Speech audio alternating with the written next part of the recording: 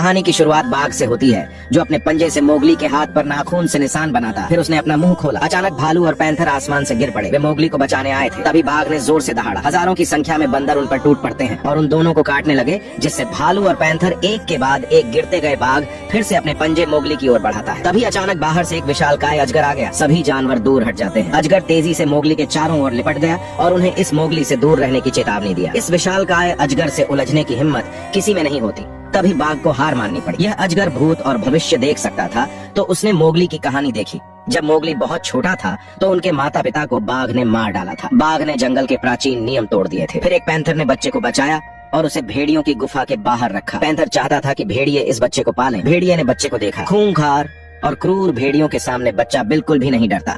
उन्होंने कभी इंसानी बच्चा नहीं देखा। बच्चे को खून से लथपथ देख भेड़िए ने उसे चाट कर साफ किया। फिर अचानक एक लकड़बग्घा दौड़कर आया और बच्चे के ऊपर हमला किया, लेकिन भेड़िए में उसे मार भगाया। फिर जंगल के सभी भेड़िए एक साथ इकट्ठे हो जाते हैं। इंसानी बच्चे को देखकर सबको बड़ा आश्चर्य हुआ। फिर भेड़ियों के सरदार ने कहा कि यह बच्चा यहाँ नहीं रहेगा। यह भेड़िया वंश का कानून है। सरदार की बात को कोई भी नकार नहीं सकता। तभी पैंथर एक हिरण को पकड़ता है। उसने कहा, बच्चे के जीवन के लिए हिरण का सौदा करो। सरदार आगे बढ़ा और बच्चे को ध्यान से देखा। बच्चे को देख सरदार का मन पिघल गया। उसने बच्चे को रखने का फैसला करता है। तभी बाघ लकड़बग्घों के साथ यहाँ आता है। यह जंगल का एक कुख्यात राक्षस है। इंसानी बच्चा को वापस लेने के लिए यहाँ आया था। बाघ ने कहा, मैंने बच्चे के माता पिता का खून चखा है, अब इस बच्चे का भी खून चखना है, लेकिन बच्चे को भेड़ियों द्वारा संरक्षित किया गया है। सरदार बोला, यदि तुम इसे ले जाना चाहते हो तो तुम्हें भेड़ियों को चुनौती देनी होगी। वह सब बाघ को झुंड में चुनौती देते हैं, लेकिन सबको देख बाघ ने कहा, देर सवेर वह बच्चा खा लिया जाएगा। फिर वह घूमा और चला गया। अब बच्चा उनमें से एक बन गया था। कुछ साल बीता, बच्चा बड़ा हो गया था। वह पैंथर की सवारी करता है और हर दिन जंगल में खेलता है। पैंथर ने उसे शिकार करना भी सिखाया। मोगली के एक शिक्षक भी हैं। यह एक भालू है। उसे जंगल में जीवित रहने का हुनर सिखाया। जंगल में हर कोई शिकार बन सकता है। केवल रनिंग टेस्ट पास करके ही आप भेड़ियों के झुंड में शामिल हो सकते हैं। तभी मोगली बंदरों की ओर आकर्षित होता है। उसे लगा कि यह मजाकिया है, लेकिन भालू ने उसे बताया, बंदर बहुत खतरनाक होते हैं, उनसे दूरी बनाए रखना। घर के रास्ते पर उन्हें एक मरी हुई भैंस मिली। इसका मतलब है कि बाघ वापस आ गया है। अब जंगल में युद्ध छिड़ने वाला है। भेड़िया कबीला फिर से इकट्ठा होते हैं। उन्हें डर है कि इससे ज्यादा इंसान जंगल की ओर आकर्षित होंगे। मोगली को बाघ को देना चाहिए। सरदार ने पहले ही अपने मन में एक निर्णय ले लिया था। मोगली केवल तभी बच सकता है जब वह परीक्षा में पास हो जाए। भालू ने मोगली का ट्रेनिंग शुरू कर दिया। बार बार पेड़ से नीचे गिरता रहा। तभी मोगली ने हार नहीं मानी। ट्रेनिंग जारी रखी और आखिरकार उसने डाली पकड़ ली। कुछ दिन बाद मोगली पानी में मछली पकड़ रहा था। अचानक उसने देखा कि मछलियां सभी अलग दिशाओं में भाग रही थी। उसने ऊपर देखा, यह बाघ था जिसने अभी अभी खाना खत्म किया है। वह पानी को अपने खून वाले मुंह से चाटने लगा, जिससे खून पानी में फैल जाता है। मोगली ने बुरी तरह अपनी सांसें रोक लीं, लेकिन मुंह से बुलबुले सीधे ऊपर जाने लगे, जिससे बाघ का ध्यान खींचा। बाघ ने मोगली को देख लिया, लेकिन नहीं देखने का नाटक किया। मोगली तुरंत ऊपर आ गया और अपनी जान बचाने के लिए जल्दी से भागा। बाघ बिल्कुल पीछे पीछे आता है, लेकिन 2 पैरों वाला लड़का बाघ से कैसे आगे निकल सकता है। तभी मोगली घबराहट में जाल में गिर गया। एक तेज चीख पैंथर के कानों तक पहुंची। उसे एहसास हुआ कि मोगली खतरे में है। जाल में फंसा मोगली बहुत भाग्यशाली था।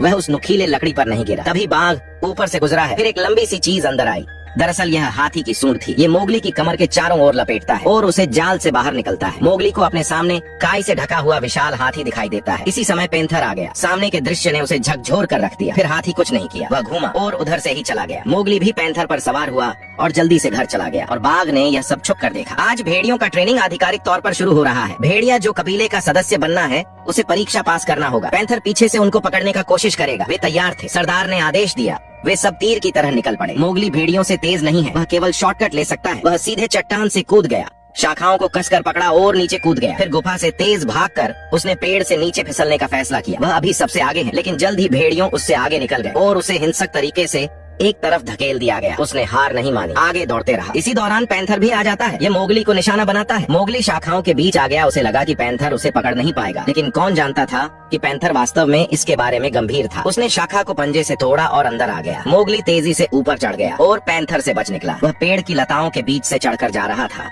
फिर चट्टान पर कूद गया। वह फिनिश लाइन तक पहुँचने ही वाला था, लेकिन तभी पैंथर ने मोगली को नीचे गिरा दिया। यह जानबूझकर ऐसा करता है क्योंकि मोगली को भेड़ियों के झुंड में शामिल ना हो सके। वह तभी सुरक्षित हो सकता है जब वह इंसानी बस्ती में लौट जाए, लेकिन वह नहीं हुआ जो मोगली चाहता था। वह बहुत दुखी है। फिर वह नदी के किनारे अकेले बैठा रहा। फिर उसी शाम भेड़िए शिकार पर निकले हैं। इनका शिकार हिरण थी। सरदार उछला, लेकिन उसे पकड़ नहीं सका। यह अपने जीवन में पहली बार असफल हुआ है। भेड़िया कबीले के कानूनों के अनुसार यदि सरदार विफल हो जाता है तो वह दूसरों भेड़ियों की चुनौती स्वीकार कर लेगा। जो भी इसे हराएगा वह नया सरदार बनेगा। बाघ यहाँ शो देखने आया था। वहाँ भेड़ियों ने पहले से ही हमला करना शुरू कर दिया। लेकिन सरदार अभी भी बहुत भयंकर है। वे सरदार को हराने के लिए केवल पहिया युद्ध का उपयोग कर सकते हैं। मोगली ने बाघ की बुरी नजर देखा। वह तुरंत समझ गया कि यह सबको अलग थलग करने की बाघ की चाल थी। मोगली मदद के लिए आगे बढ़ना चाहता था, लेकिन भालू ने उसे रोक दिया। तभी मोगली इंसानी बस्ती से आग उठाकर भेड़ियों की ओर तेजी से भागा। सरदार पहले से ही जख्म से भरा हुआ था। सौभाग्य से मोगली समय पर आ गया। हाथ में मशाल लहराते हुए भेड़ियों का आक्रमण रोका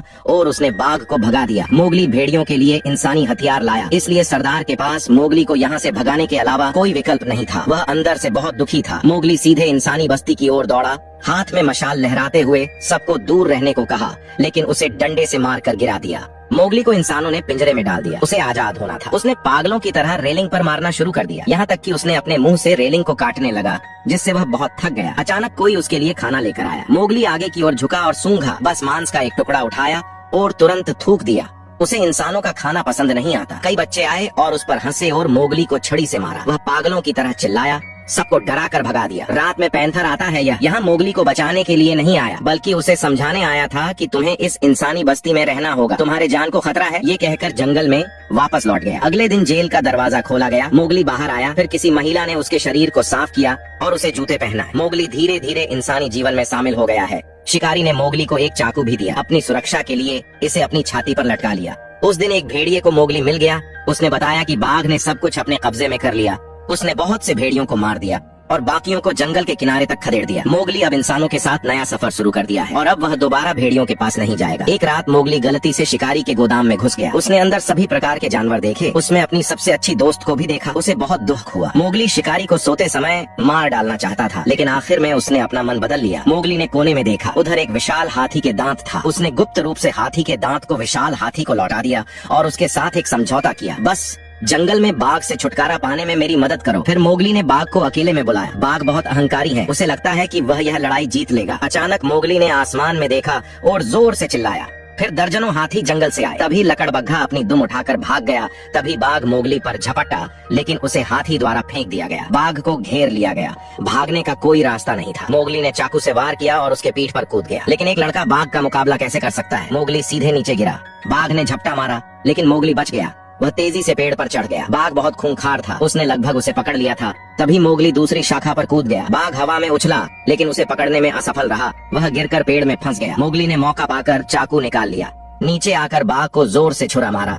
तभी अचानक शिकारी ने गोली चलाई। मोगली हाथी से कहता है, ये वही है जिसने दांत चुराया था। शिकारी ने झट से बड़ी बंदूक उठा लिया और फिर से निशाना लगाया। गोली मोगली को छू कर निकली। दूसरी गोली चलाने ही वाला था कि एक विशालकाय हाथी ने उसे टक्कर मार दिया। बाघ भी मोगली पर झपटा। सौभाग्य से भेड़ियों के सरदार ने समय पर बचा लिया, लेकिन बाघ अभी मरा नहीं है। इस समय मोगली के सभी दोस्त आ गए। बाघ के पास जंगल में भागने के अलावा कोई विकल्प नहीं था। सरदार की गंभीर चोटों के कारण मृत्यु हो गई। मोगली चाकू उठाता है और जंगल की ओर बढ़ा। उसने बाघ को देखा। बाघ ने अपनी आखिरी ताकत से संघर्ष किया, लेकिन मोगली ने चाकू मारकर हत्या कर दिया। बाघ और शिकारी दोनों मारे गए। मोगली को भेड़ियों से मंजूरी मिलती है। भेड़िया झुंड का नया राजा बन गया।